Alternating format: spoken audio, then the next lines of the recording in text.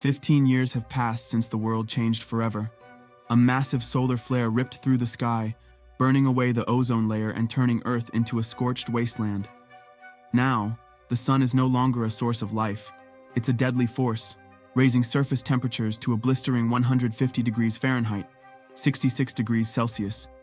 The days are brutal, the nights are eerie, and the storms are relentless. But in the middle of this ruined world, one man still survives. Finch, a brilliant yet lonely robotics engineer, calls an abandoned underground lab in St. Louis his home. His only companions? A loyal dog named Goodyear and a small helper robot, Dewey. With no other humans left to trust, these two are more than just pets or machines. They're his family. So every time he steps outside, it's a battle. Dressed in a heavy protective suit, Finch scours the wasteland for supplies. The city that once bustled with life is now a graveyard of rusted cars and crumbling buildings, swallowed by dust and silence, but he knows he can't stay hidden forever. Something is coming. But Finch knows his time is running out. His body is failing, the symptoms growing worse by the day. From the way he coughs to the medical books he studies, it's clear he won't be around much longer. Yet, there's one thing he refuses to leave behind. Goodyear. The dog has been his shadow, his reason to keep going, and Finch won't let him face this broken world alone. So he does what he does best. He builds. Using every bit of knowledge and skill he has left, he creates something new. A humanoid robot named Jeff. Unlike Dewey, Jeff isn't just a helper. He's a guardian, a companion, someone who will stay with Goodyear when Finch no longer can. Day and night, Finch feeds Jeff endless information. Encyclopedias, survival guides, and most importantly, a manual on how to care for a dog. But knowledge isn't the same as trust. From the moment Jeff stands on his own 2 feet, Goodyear watches him with wary eyes, ears low, tail stiff. To the dog, this strange metal being isn't family, it's an intruder. And Finch? He doesn't have much time left to change that. Finch thought he had more time, but nature has other plans. From the horizon to the radar screen, a monstrous storm is closing in, one so massive it will swallow St. Louis whole. Staying isn't an option. If he doesn't leave now, he won't survive.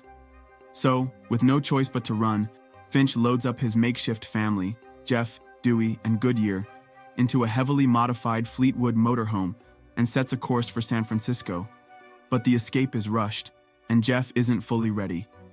Only 72% of his encyclopedic data has been downloaded, leaving gaps in his knowledge. He's intelligent, but unfinished, like a puzzle missing crucial pieces. But Finch doesn't have time to slow down. His body is failing, the sickness gnawing at him.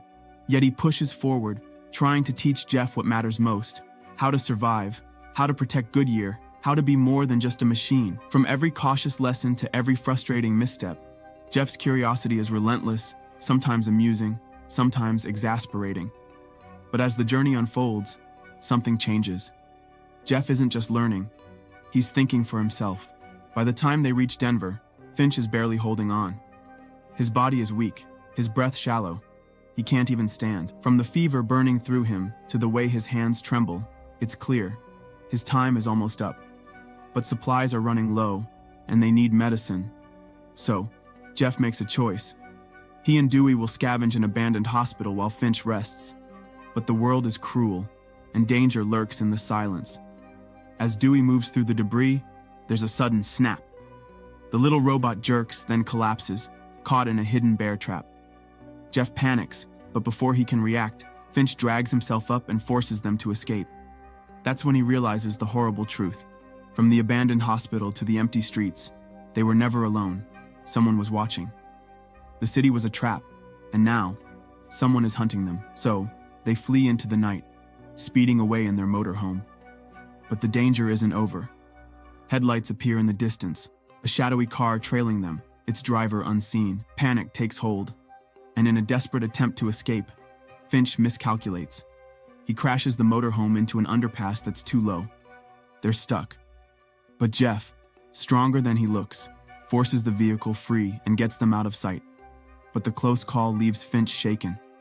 He knows now, he won't make it. Lying weakly in the motorhome, he stops fighting the truth. He won't be the one to see San Francisco. So, in a rare moment of vulnerability, he shares a memory with Jeff, a flashback of how he found Goodyear, how the dog became his reason to survive.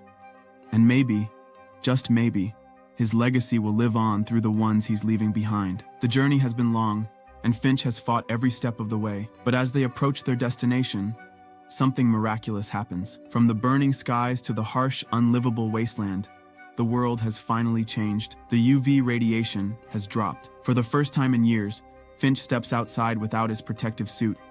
So, with the sun warming his skin, he lets himself have one last good day. He laughs, breathes in the fresh air, and spends the afternoon with Jeff, teaching him how to play fetch with Goodyear, showing him the simple joys of life. For a moment, it feels normal. It feels right. But even the sun can't chase away the inevitable. From the peaceful afternoon to the quiet stillness that follows, Finch slips away. No pain, no struggle, just a gentle farewell. So Jeff does what he was built for. He honors Finch the only way he knows how, by giving him a proper goodbye. Under the open sky, he builds a funeral pyre and watches as the flames carry Finch's memory into the wind. But the journey isn't over. With Goodyear by his side, Jeff pushes forward, making his way to San Francisco. The city is habitable but silent. No people, no movement. At first it seems like they are truly alone. But then, at the Golden Gate Bridge, Jeff spots something. Evidence that someone else is out there. From loneliness to the hope of a new beginning, Jeff and Goodyear set out once more, ready to find what Finch always dreamed of: life beyond survival.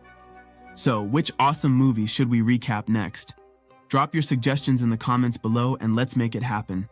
Don't forget to smash that subscribe button so you never miss out on our movie recaps. We've got plenty more coming your way. Thanks for watching, and see you next time.